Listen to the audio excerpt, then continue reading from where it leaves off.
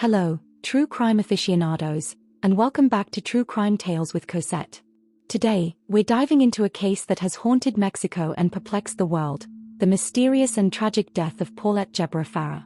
This story is a labyrinth of unanswered questions, a missing child with severe medical challenges, a shocking discovery, and a pair of pajamas that turned the nation's suspicions upside down. It's a case that demands we look closer, so settle in as we unravel this enigma together.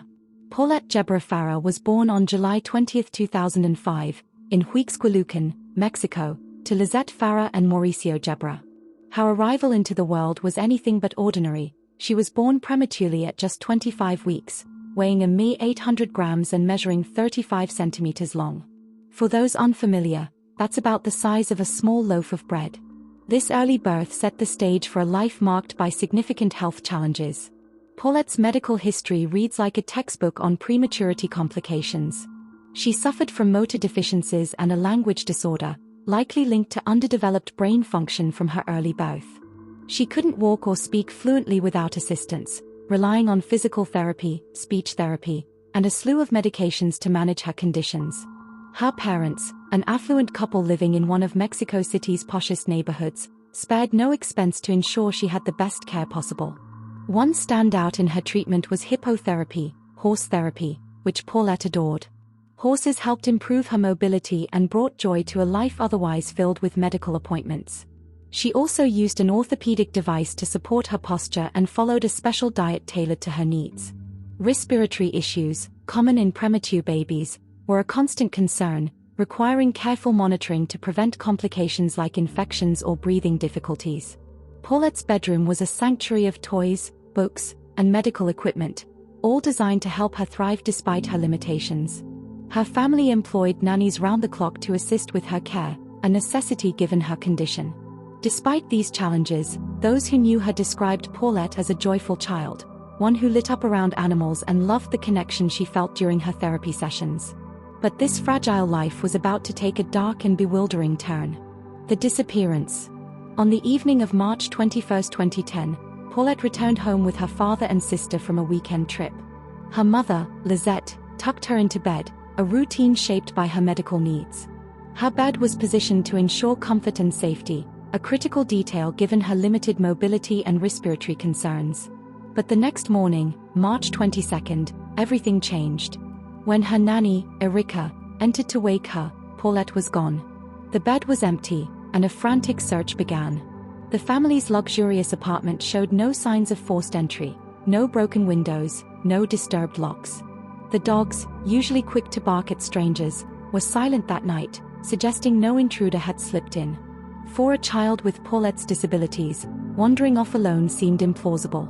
So, where had she gone? What followed was a national frenzy.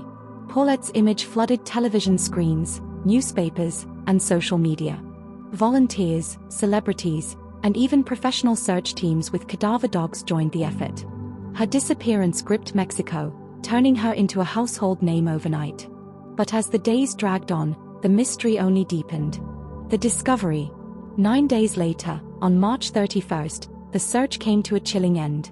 Paulette's body was found, right where it all began, in her own bedroom, under her bed, wrapped in her sheets. This room, dedicated solely to Paulette due to her extensive medical needs, had been searched multiple times and even served as a backdrop for media interviews with her mother. Shockingly, friends and family had slept in that very bed during those 9 days, yet no one noticed anything unusual. No smell, no disturbance, nothing. Viewer discretion advised.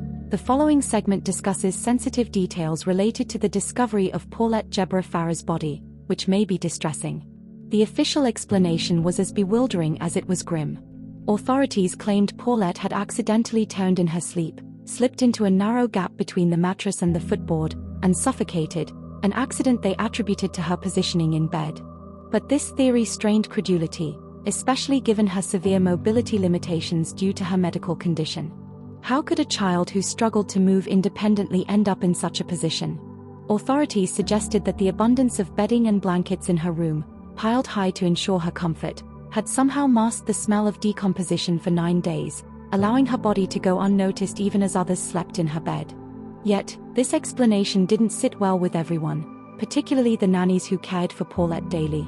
They were adamant that they would have noticed any disheveled bedding or evidence of her slipping into that gap. After all, they were intimately familiar with her routine, changing her sheets regularly and ensuring her bed was safe for her medical needs. Their insistence cast further doubt on the official narrative, raising questions about how such a tragedy could go undetected in a room so central to the search. The autopsy, conducted under the supervision of Attorney General Alberto Basbas, determined the cause of death as mechanical asphyxia due to obstruction of the nasal cavities and thorax-abdominal compression. Essentially, they said Paulette suffocated, possibly exacerbated by an orthopedic cloth placed over her mouth, a routine measure to prevent her from sleeping with her mouth open due to her medical condition. The report noted minor injuries, like a blow to her left elbow and knee and adhesive cloth segments on her cheeks, but found no evidence of drugs, toxic substances, or significant physical or sexual violence, supporting the accidental death conclusion. Yet, a leaked video from the investigation, recorded when her body was discovered, threw a spanner in the works. In it, an investigator is heard saying, she was severely beaten, while examining stained sheets, some reportedly bearing blood stains as large as a football. This comment, swiftly dismissed by Basbas, sparked outrage and skepticism. How could such stains go unnoticed on a bed made daily? Did the sheets point to foul play, or was it a misinterpretation of post-mortem effects? This revelation only deepened the mystery, and then another detail sent shockwaves through the case: the pajamas she was wearing.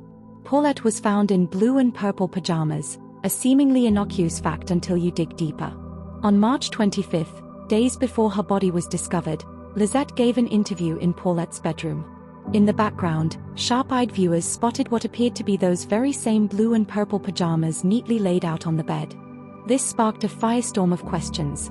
If those were the pajamas Paulette was wearing when found, how could they have been visible then? Was her body even in the room at that point? The pajamas weren't just clothing, they became a symbol of the case's strangeness. Some reports suggested they might have belonged to her sister, also named Lisette, adding to the confusion. But the match in color and pattern, combined with their pristine appearance in the interview, fueled theories that Paulette wasn't under the bed during those early days, or worse, that her body was placed there later. Investigation controversies. The investigation was a mess from the start. The crime scene wasn't properly secured, risking contamination of evidence. Attorney General Alberto Basbas initially hinted at foul play, only to later pivot to the accidental death theory. Paulette's medical history, her inability to move freely, was barely factored into early assessments, and the pajama conundrum was left largely unaddressed. The parents, Lisette and Mauricio, quickly became lightning rods for suspicion. Lisette's calm demeanor in interviews struck many as cold, while Mauricio's visible distress painted a contrasting picture. They publicly accused each other of negligence, or worse, further muddying the waters. The pajamas added fuel to the fire. If they were on the bed during the interview, did that mean someone knew more than they were letting on? Forensic analysis of the pajamas could have been pivotal. Were they worn before her death? Were there traces of movement or struggle? But official reports offered little clarity, leaving the public to speculate. Theories ranged from an accidental death poorly explained to a deliberate act covered up by a staged scene. Paulette's medical equipment, her nighttime routine, all of it should have been scrutinized more closely, yet the investigation seemed to flounder under the weight of its own chaos. Analysis and public reaction. The public's reaction was visceral: shock, anger, and a profound sense of betrayal. Paulette's case became a lightning rod for distrust in Mexico's justice system. Her medical history made the official narrative hard to swallow. How could a child so dependent on care end up in such a position? The pajamas, meanwhile, morphed into a rallying cry for conspiracy theorists. Was it a simple oversight or evidence of something far darker? Forensic experts weighed in, some arguing that Paulette's body position and the state of the pajamas didn't align with an accidental suffocation, especially for someone with her limitations. Others pointed to the timeline: 9 days under a bed, yet no one noticed? The room had been a hub of activity, interviews, searches, yet the discovery came so late. Public forums buzzed with theories. Had she been killed elsewhere and returned? Was the investigation deliberately botched? Paulette's case exposed raw societal nerves about class, privilege, and the media's role in shaping narratives. Her affluent background contrasted sharply with the perceived incompetence of the authorities, amplifying calls for accountability. The pajamas, her medical struggles, they weren't just details. They were threads in a tapestry of doubt that still hangs over this case today. The aftermath and legacy. In the aftermath, Lisette and Mauricio's lives unraveled. They divorced, each grappling with the public's judgment and their own grief. The case spurred reforms, better protocols for missing children, especially those with disabilities, and a push for less media sensationalism in investigations. Paulette's story has inspired documentaries, books, and endless debates, cementing her as a symbol of justice denied. Her medical history taught us how critical context is in such cases. Disability isn't just a footnote, it shapes the story. The pajamas remain a haunting question mark, a reminder that even the smallest details can unravel an entire narrative.